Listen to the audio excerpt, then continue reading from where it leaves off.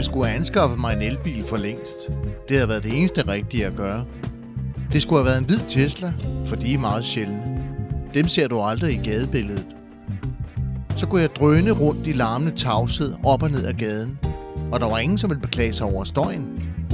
Jeg ville ikke behøve at bekymre mig om de dyre benzinpriser længere, eller om at koble ud. Jeg ville bare drøne op og ned ad gaden, uden lyd.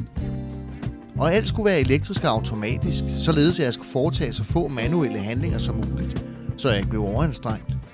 Døre, bagklap, vinduer. Alt skulle køre automatisk, så jeg kunne nyde turen og koncentrere mig om at have travlt og være stresset i ro og mag. Og så ville jeg sidde rank bag rattet i min elbil og med storladende stolthed vide, at jeg var gået forrest i den globale klimakamp. At jeg var med til at redde planeten med min hidtil grønneste anskaffelse til dato. Min samvittighed ville være lige så ren som motorrummet på min Tesla. Og alle de andre stakler, som endnu ikke havde set lyset, de ville køre rundt i deres jammerlige, stinkende og osende gamle Volvoer, Datsun, Mitsubishi og folkevogne. Måske havde de ikke råd til andet. Måske var de ikke klar til at redde vores jordklode.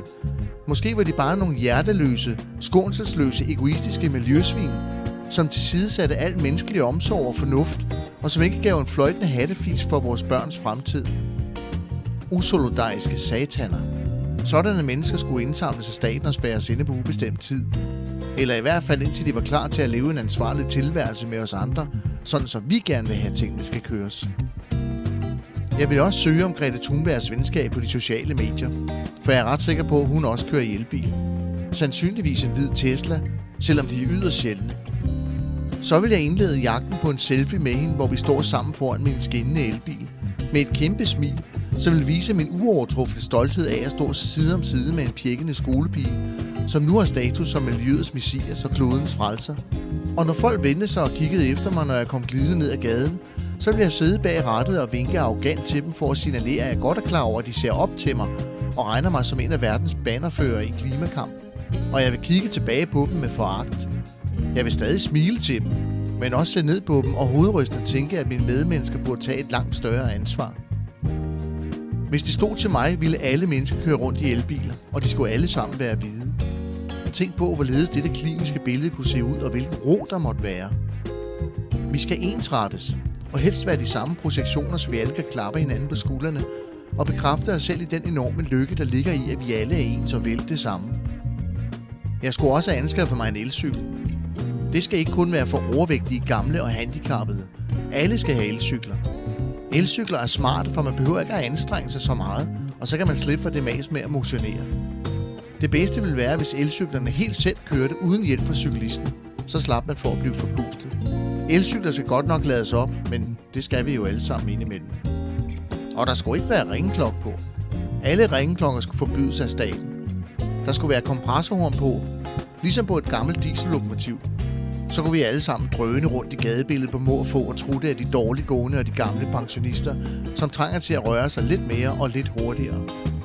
Og ungerne, de skulle have elløbehjul, så de kunne slippe for tarvelige transportformer som almindelige løbehjul, gammeldags cykler, rulleskøjter og alt det udfasede pjat. Så kunne de køre rundt uden hjelm og få bøder af politiet, som deres forældre harmdirrende skulle betale. Og forældrene ville blive så eddikesure i kasketten, at de ville indføre restriktioner på brug af gamercomputere og iPhones. Og så vil de unge blive så frustreret over deres nye indholdsløse liv uden elektriske underholdningshelvedesmaskiner, at de i ejerskab vil tage deres løbehjul ned til deres kammerat Kamal eller deres kæreste Emma uden hjelm og give alle deres frustration ud. Forældrene vil køre ud og lede efter dem i deres Tesla, og på vejen hjem vil de unge blive stoppet af den lokale politipatrulje og modtage endnu et bødeforelæg, som skulle præsenteres for mor og far.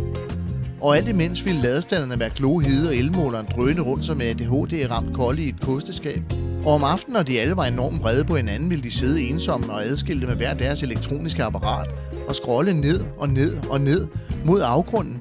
Alt imens de hver især ville længes efter den sommer, hvor de alle sammen spillede krokket og spiste fjordrejer i sommerhuset Søglem ved Gilleleje Strand.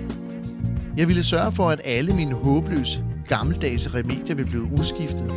Jeg vil have eltandbørste, elektrisk græsslåmaskine, kantklipper og hækklipper, bagemaskine, æggekoger, elektrisk skateboard, badevægt, drone, smartwatch. Selv min hund og min familie skulle være elektrisk. Så kunne jeg programmere min kone til at holde kæft og min hund til selv at samle sit lort op. Alt, hvad man overhovedet kan forestille sig kunne være elektrisk i denne verden, skulle være det. På den måde slipper man for at yde og tænke selv, som i visse tilfælde kan være temmelig risikobetonet. Når engang alle mennesker kører i deres egen hvide elbil, og de larmende, stinkende, fossile køretøjer er blevet forbudt ved lov, så kan mennesket læne sig tilbage og nyde en afdæmpet og sorgløs tilværelse. En dyne af stilhed vil sænke sig over landet, og pludselig vil vi alle kunne høre, hvad vi går og tænker. Jeg bliver rørt ved tanken om den bedstefar, som skal starte sin elektriske Harley Davidson op ude i garagen for sit barnebarn. Gas op, bedstefar, gas op! Men der er ingen lyd, ingen olielugt, ingen rystelser i gulvet. Bedstefar må selv lave lyden. Børns trivsel vil nå uanede højder, da høreskade og olie på fingrene ikke længere vil være en trussel imod deres sikkerhed. Man kan eksempelvis også forestille sig en ro og renhed, der måtte være ved et Tesla Drag Race eller et motorløb for elmotorcykler. Ingen brug for hørepropper mere. Ingen frygtelig stank af nitrometan eller ristede pølser, da pølsevognen vil være udskiftet med en frugtbåd. Jo, det er en klinisk ren og sikker og tryg fremtid, vi går i møde. Alle bliver svøbt ind i vand. Selv vores jordklode bliver svøbt ind i vand, som var den december måneds hovedattraktion i Magasins vindues juleudsmykning.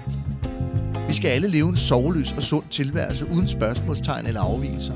Vi skal skibe de dårlige vaner og strømline vores dagligdag. Tag vores hvide elbil på arbejde, hvor vi sidder ved vores computer i 8 timer, kun afbrudt af en tofu-sandwich og kildevand kl. 11.30. På den måde er der ingen, som løber unødige risici eller dør for tidligt.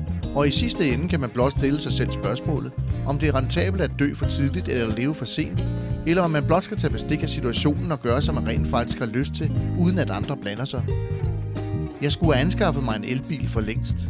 Men jeg må nøjes med min gamle Hamlet herrecykel fra 1958 lidt endnu. Måske jeg kunne male den hvid og skrive Tesla op ad stangen.